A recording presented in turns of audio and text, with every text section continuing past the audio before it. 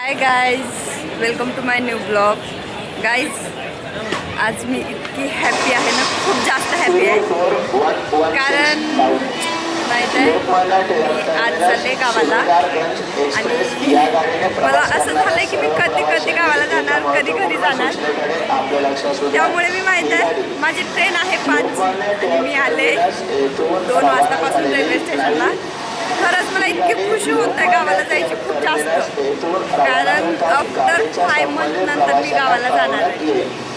Seriously मी तुम्हाला सांगू नाही शकत मला किती खुशी होते. ते 2 वाजेपर्यंत म्हणजे उद्याचा वेट पण नाही होत आहे. असं वाटतं मी आजच नाईटला घरी जावं, पण नाही होणार आहे तसं. तर प्लीज हा ब्लॉग कंटिन्यू बघा. बाकीचं मी तुम्हाला दाखवते ट्रेन वगैरे आल्यावर. कारण आता सध्या तर ट्रेन लेट आहे, त्यामुळे काही नाही, मला इथेच बसायचं आहे. पण मला काहीच नाही वाटतं बिलकुल, म्हणजे असं थकवा वगैरे नाही जाणार. फायनली ट्रेन भेटली आहे.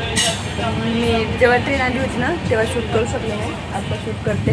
आता आहे कसारा घाटमध्ये, बघू शकता तुम्ही मागे, तुम्हाला दिसत असणार घाट.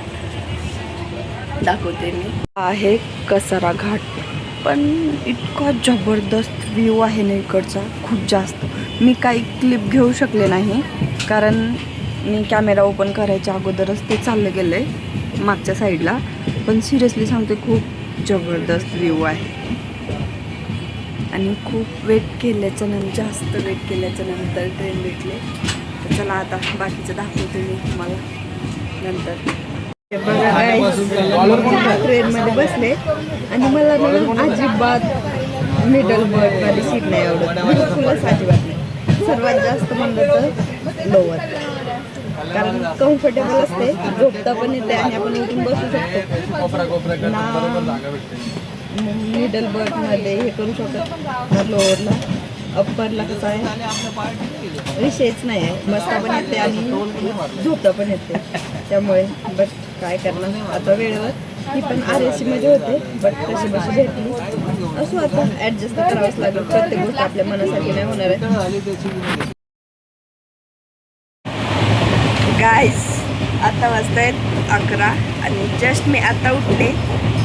सकाळ म्हणजे काल नाईटला जे ट्रेनमध्ये बसले होते, मला तर माहीतच आहे मी किती वाजता बसले होते. 6 वाजता ट्रेनमध्ये बसले, तेव्हा झोपली तर आता उठली नेक्स्ट डेला 11 वाजता. कारण मला ना ट्रॅव्हलिंग करायला खूप जीवावर येते, खूप जास्त जीवावर येते. आणि मी शक्यतो ट्रॅव्हलिंगमध्ये पूर्ण जर्नी झोपूनच राहते. कारण आपण झोपून राहिलं तर आपल्याला माहीत नाही होणार की आपली जर्नी केव्हा झाली, कशी झाली. त्यामुळे मी शक्यतो जेवढं झोपायचा प्रयत्न करते, जेवढी झोपेन तेवढं झोपायचा प्रयत्न करते. आता मी ऑलमोस्ट आली आहे चंद्रपूरच्या जवळ. 1-1.5 तासामध्ये मी पोहोचणार चंद्रपूरला. बाकीचं मी तुम्हाला चंद्रपूरला गेल्यावर दाखवेन. आणि सध्या माझा आवाज पण नाही निघत आहे, कारण माझ्या गळ्यामध्ये टॉन्सिल्स आले, असं तब्येत बिघडल्यासारखी वाटते. तर मी तुम्हाला बाकीचं चंद्रपूरला गेल्यावर दाखवेल, फ्रेश वगैरे झाल्याच्या नंतर.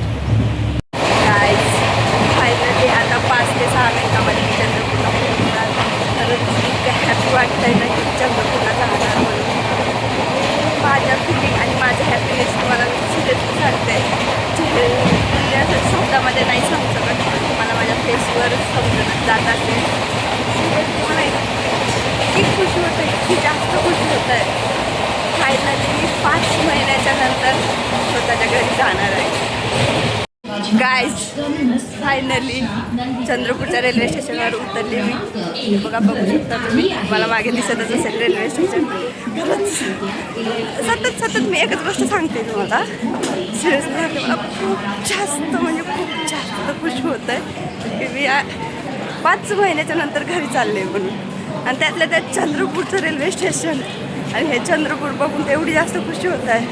कारण मी लहानपण इथेच शिकत आहे आणि सर्वात जास्त घरच्यांपेक्षा मी इथे राहिली. म्हणजे घरी खूप कमी असायची, इकडेच जास्त असायची. कारण कसं आहे ना, मी फक्त 4थीपर्यंत गावाला होती आणि 5वीला मला चंद्रपूरला टाकले घरच्यांनी. हॉस्टेलला होती 5वीला, त्याच्यामुळं मला चंद्रपूरची जास्त सवय लागली. गाईज, हे आहे तुकुमचा एरिया आणि हे बघा इथे माझी लायब्ररी आहे. खरंच खूप भारी वाटतं आहे. लिंबोणीचे फुटले नसते लिंबोणीचे गेलं ते याचे गेलं सोबत मोगऱ्याचं हे बी नाही ब्लॉग माझ्या सर्वात अगोदर जाता जाता मी मावशीच्या घरी गेले. हे बघा ही माझी मावशीची मुलगी आहे म्हणजेच माझी मोठी बहीण. कारण कसं आहे मी म्हणजे माझ्या गावाच्या अगोदर मावशीचं गाव येते तिथे गेले त्याच्यानंतर मग मी घराकडे गेले माझ्या घरी.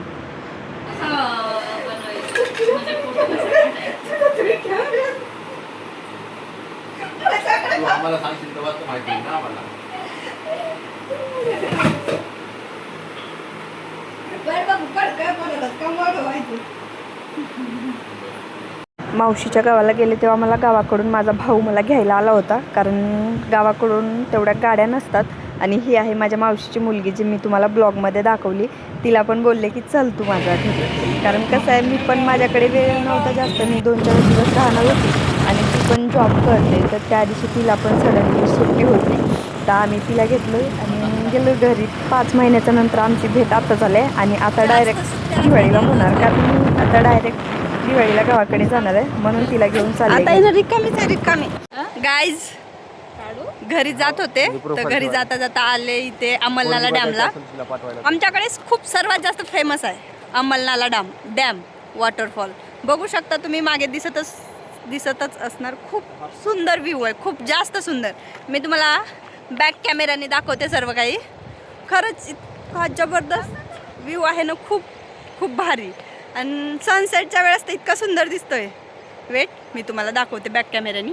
हे बघा सनसेट बघा किती सुंदर दिसतंय खूप जबरदस्त. आमच्या एरियामध्ये फक्त हाच एक पॉईंट आहे फिरण्यालाही आणि खूप जास्त सुंदर आहे. हे तळ आहे खूप मोठं खूप जास्त मोठं बघू शकता. इथे मच्छी पण खूप साऱ्या भेटतात.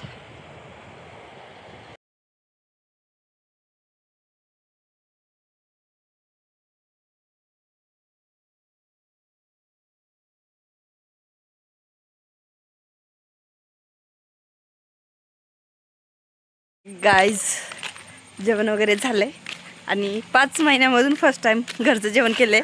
तर खरंच इतकं भारी वाटतं ना काय सांगू तुम्हाला. Feeling so happy.